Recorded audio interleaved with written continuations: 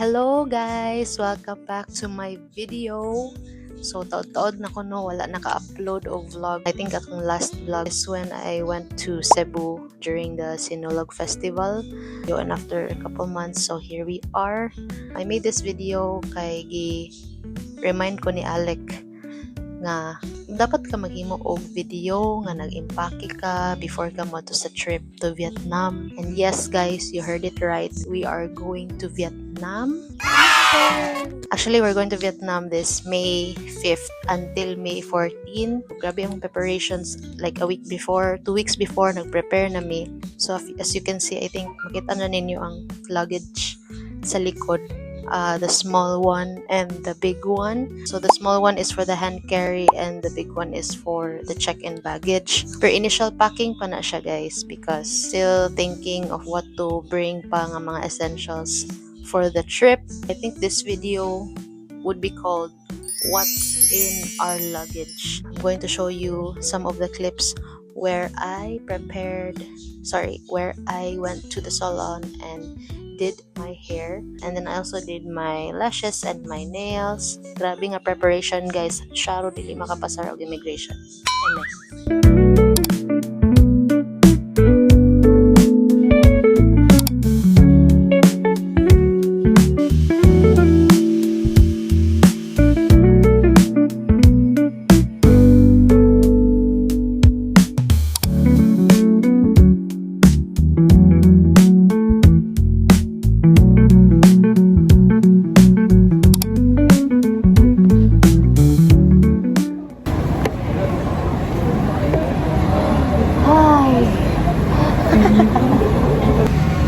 Ya, mas nagulutan ko.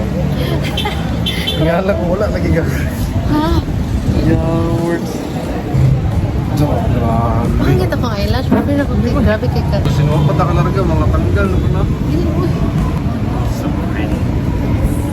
Siya tayo. Siya tayo. Huh? Grabe. So pretty. Ini is so pretty. Harap di ka lao sa immigration. Matayo na prepared dito. Prepared kayo. Adot lang ma'am, nara akong ba. O, din nilang. Murag dili yung mga fly, mga hugaw, no. That's nice, that's nice. Ako ibang, pwede din siya nga Lagi. Grabe ka.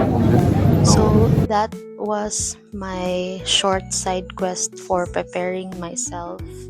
Now, without further ado, I'm gonna summarize all the things I need to bring for the trip to Vietnam. So, katong mga expert na diog travel and packing, please don't judge me. This is my first time actually to go out of the country or even land at Manila. So, as some of you knew, my profession is being a nurse. So, as a nurse, of course, mag-overthink ta noon sa mga food system, water system dito, the weather that would compromise our health. Char. Of course, important ang atong vitamins. I packed one tube of Berocca and more of the Immune Pro tablets nga vitamins dinhi. This pack or this pouch alone is puro vitamins, nga na siya kadaghan. Dili may go akong mga essential nga tambal dinhi. But I separated all the necessary nga tambal in a separate Ziploc bag. So naa sila dinhi. First of all, ang mga probiotics, pain relievers for the stomach, headaches, any body pain, even anti-allergies and antacids. So yeah, these are medicines that we need that I packed. Feeling ako dagan na kayo siya, pero nanigurado lang yun pod ko since we are gonna travel as a family. So nabaro rami ani. These are what's inside the bag. So mo ni siya among duha nga essentials. And for mine alone, arte beta mga girl, mga skincare basically. And then another separate pouch for my makeup bag. So these are the essentials that I will be packing inside the big luggage. Mga charger sa cellphone, charger sa tripod. Of course, dili mawala ang atong headphones. need ni siya sa plane or whenever we rest at the hotel. Also have to bring our mini fans in case init dito sa Vietnam because I think the month of April to May basig hot weather dito. So we have mini fan and we will also bring umbrellas in case mag-rain. Here is the luggage. This is the big one. This is for the both of us. So this is the small luggage I'm gonna bring as an hand carry. So thank you for letting me borrow the small luggage. For as much as possible, I only occupy one side of the luggage.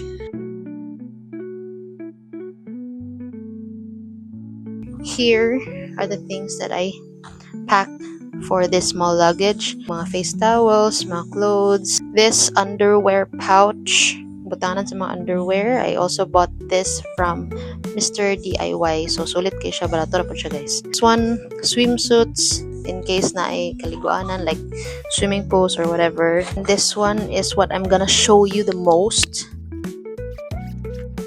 One is from Feiyu Tech. Kay para need tag stabilizer no sa tong phone in case there are nice sceneries na makita dito. It comes with a small stand, the stabilizer, the pod itself with joystick and some buttons for recording and zoom in, zoom out. So nana ni siya. So since I'm not gonna use this on the way to Manila from Cagayan de Oro to Manila, I'm just gonna put this inside the small luggage. Kaya di pa na ko ni siya i-use. Dito na ko ni siya i-use when we arrive to Vietnam or nakaplastar namin sa Vietnam since this needs to be charged and para dili po dali malobat. So I'm not gonna open the big luggage na kay halos puro ragid siya na space and clothes ni Alec o ako. Excited na me. Excited na ka? Excited na siya. So yes, I think that's it for our video. Depende pa kung kano sa ako maka-upload. Probably pagbalik na or pag-uli na namos gikan Vietnam. Thank you. Bye. Thanks for watching.